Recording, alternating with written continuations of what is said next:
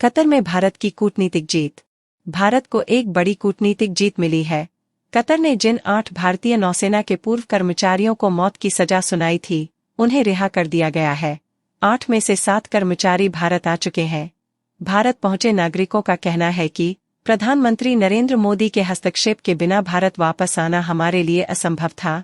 उन्होंने इसका श्रेय प्रधानमंत्री नरेंद्र मोदी के नेतृत्व में निरंतर राजनीतिक प्रयासों को दिया है। वहीं सभी पूर्व कर्मियों की रिहाई पर सोशल मीडिया पर प्रधानमंत्री मोदी की वाहवाही हो रही है। हर कोई मोदी की तारीफ कर रहा है। दिल्ली हवाई अड्डे पर पहुंचने के बाद नौसेना के 7 पूर्व अधिकारियों ने भारत माता की जय के नारे लगाए। एक पूर्व सैनिक ने सजा सुनाए जाने के संबंध में कतर के अमीर शेख तमीम बिन हमद अल थानी से सीधे तौर पर बात करने के लिए मोदी का शुक्रिया अदा किया। साथ ही उन्होंने अपनी आज़ादी के लिए प्रधानमंत्री के कूटनीतिक कदमों की अहम भूमिका पर जोर दिया। उन्होंने अपनी रिहाई पर कहा, मैं वापस घर लौटने पर राहत और खुशी महसूस कर रहा हूं। मैं प्रधानमंत्री मोदी को धन्यवाद देना चाहता हूं क्योंकि यह संभव नहीं होता अगर हमारी रिहाई सुनिश्चित करने के लिए उनके व्यक्तिगत हस्तक्षेप नहीं होते।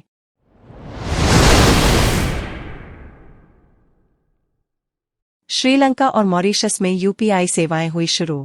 प्रधानमंत्री नरेंद्र मोदी, श्रीलंका के राष्ट्रपति रनिल विक्रमसिंघे और मॉरीशस के प्रधानमंत्री प्रविंद जगन्नाथ वीडियो कॉन्फ्रेंसिंग के जरिए मॉरीशस और श्रीलंका के साथ भारत की डिजिटल भुगतान कनेक्टिविटी का शुभारंभ किया।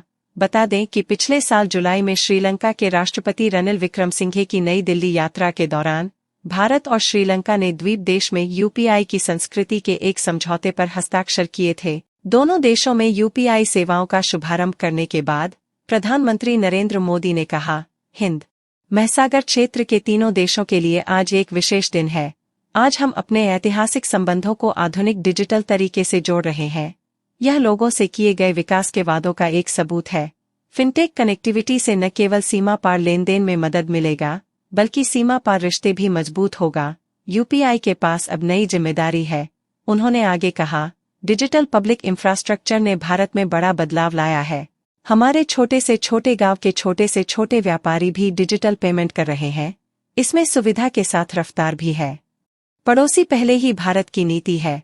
हमारी समुद्री दृष्टिकोण SAGR है, जिसका मतलब क्षेत्र में सभी के लिए सुरक्षा और विकास है।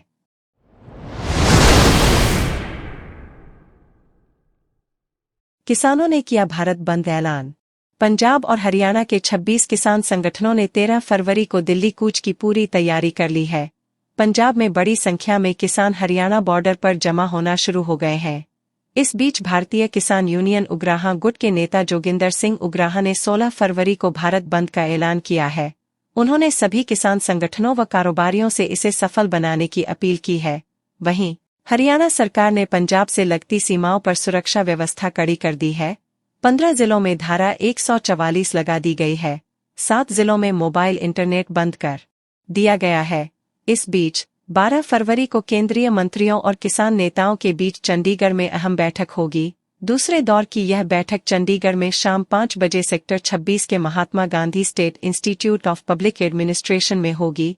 बैठक में केंद्र सरकार की ओर से केंद्रीय मंत्री अर्जुन मुंडा, पीयूष गोयल और नित्यानंद राय और पंजाब के मुख्यमंत्री भगवंत मान और अलग अलग किसान संगठनों के 10 प्रतिनिधि शामिल होंगे। इससे पहले 8 फरवरी को किसान संगठनों और केंद्रीय मंत्रियों की एक दौर की बैठक हो चुकी है, जिसमें कुछ मांगें मानी गई थीं, लेकिन MSP को कानून बनाने समेत कुछ मांगों पर सहमति नहीं बन पाई थी।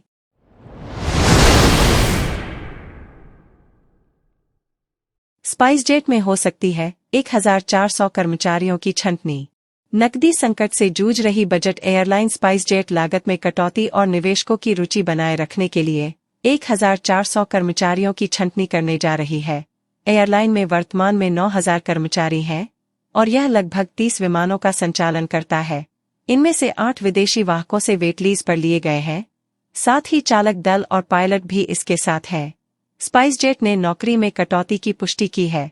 एयरलाइन के एक प्रवक्ता ने कहा, यह फैसला परिचालन आवश्यकताओं को देखते हुए कंपनी की लागत कम करने के लिए लिया गया है। मामले की जानकारी रखने वाले एक शख्स ने कहा कि 60 करोड़ रुपए के सैलरी बिल को देखते हुए कर्मचारियों की संख्या में कटौती का जरूरी हो गया था। एक अन्य शख्स ने छंटनी का जिक्र करते हुए बताया, लोगों को पहले से ही कॉल आना शुरू हो गया है। स्पाइसजेट कई महीनों से वेतन भुगतान में देरी कर रही है। कई लोगों को अभी तक जनवरी का वेतन नहीं मिला है। स्पाइसजेट ने कहा है कि वह 2,200 करोड़ रुपए का फंड हासिल करने की प्रक्रिया में है, लेकिन जानकारों का मानना है कि कुछ निवेशकों ने इसमें दिलचस्पी नहीं दिखाई है।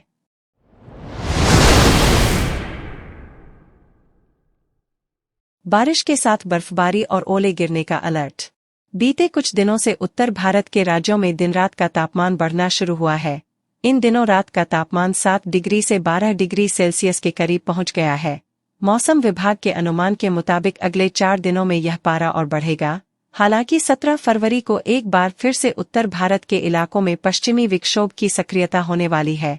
इस दौरान न सिर्फ तेज बारिश होगी, बल्कि पहाड़ी इलाकों पर बर्फबारी के साथ कई क्षेत्रों में ओलावृष्टि भी हो सकती है।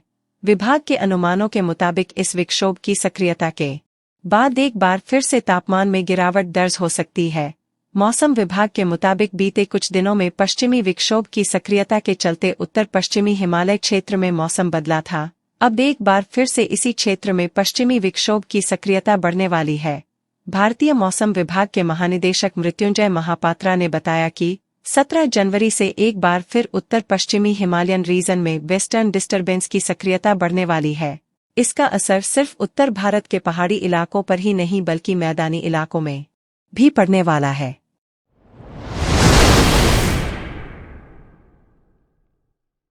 हिंसा के बाद हल्द्वानी में पलायन शुरू। हल्द्वानी के बनभूलपुरा में हिंसा के बाद पलायन तेज हो गया है। 300 परिवारों ने अपने घरों में ताला लगाकर क्षेत्र छोड़ दिया है। सुबह साधन नहीं मिलने पर पैदल ही लाल कुआं स्टेशन की ओर निकल गए। इसके बाद ट्रेन पकड़कर बरेली चले गए। हल्द्वानी पुलिस की कार्रवाई के डर से लोगों का बनभूलपुरा को छोड़ना जारी है। अब तक करीब 300 परिवार घर में ताला लगाकर यूपी चले गए हैं। क्षेत्र से लोगों का पलायन लगातार जारी है। रविवार सुबह वाहन नहीं मिलने के कारण लोग पैदल ही लाल कुआं पहुंच गए। यहां से वे ट्रेन से बरेली के लिए रवाना हुए।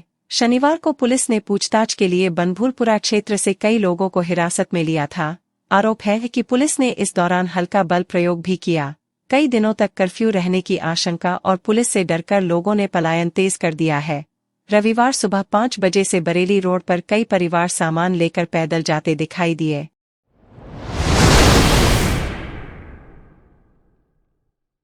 ममता बनर्जी ने केंद्र पर लगाए आरोप।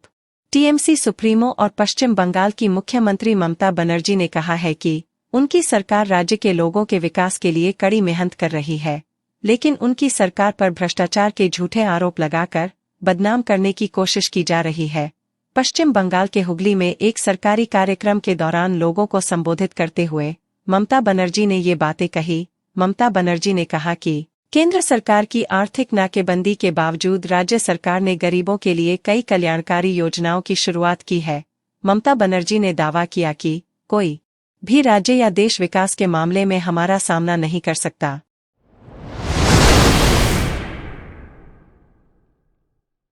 वोट बैंक के लिए संघ ने कर रहा तैयारी। राष्ट्रीय स्वयंसेवक संघ ने मध्य प्रदेश में हुई बैठक में हिंदू समाज को एकजुटता के लिए काम करने का रोडमैप तैयार किया है।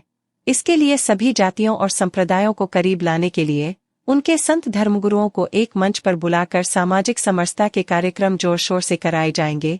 प्रदेश के सभी जिलों में यह आयोजन बसंत पंचमी से शुरू हो जाएगा। इन कार्यक्रमों में क्षेत्रीय साधु संतों के साथ ही आचार्य महामंडलेश्वर अवेशानंद गिरी, बाबा रामदेव, पंडित प्रदीप मिश्रा, बागेश्वर धाम के पंडित धीरेन्द्र शास्त्री भी शामिल होंगे। मध्य प्रदेश समेत अन्य राज्यों के शहरी और ग्रामीण अंचलों में लोकसभा चुनाव के पहले संत समागम का यह नवाचार संघ ने प्राथमिकता पर रखा है। जानकारों के अनुसार ये वोट बैंक बढ़ने की रणनीति है।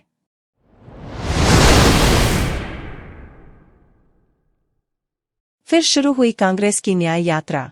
लोकसभा चुनाव शुरू होने में कुछ ही महीने बचे हैं। इसे में कांग्रेस नेता राहुल गांधी ने मणिपुर से मुंबई तक 6,700 किलोमीटर से ज्यादा की भारत जोड़ो न्याय यात्रा शुरू कर दी है। उन्होंने आज छत्तीसगढ़ के कोरबा से फिर से यात्रा शुरू की। बता दें, यात्रा 14 जनवरी को मणिपुर से शुरू हुई थी और 20 मार्च को मुंबई में समाप्त होगी। असम में यह यात्रा 25 जनवरी तक जारी रहेगी और 15 राज्यों के 110 जिलों से होकर गुजरेगी।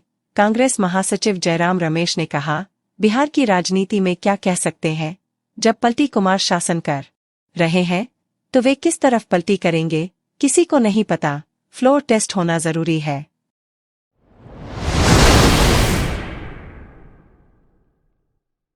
मिथुन चक्रवर्ती की तबीयत में हुआ सुधार। कोलकाता के एक निजी अस्पताल में भर्ती अभिनेता मिथुन चक्रवर्ती की सेहत में तेजी से सुधार हो रहा है। उनके बड़े बेटे मिमोह ने कोलकाता में अपने पिता की देखरेख की पूरी जिम्मेदारी संभाल रखी है।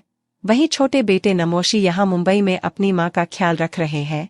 शनिवार को ही मिथुन ने अपनी पत्नी योगिता बाली से बात भी की थी। रविवार को भारतीय जनता पार्टी के स्थानीय नेताओं ने भी उनका हाल चाल जाना। अब नमोशी ने अपने पिता को लेकर जो खुशखबरी दी है, उससे दादा के नाम से मशहूर मिथुन चक्रवर्ती के प्रशंसकों ने राहत की सांस ली है।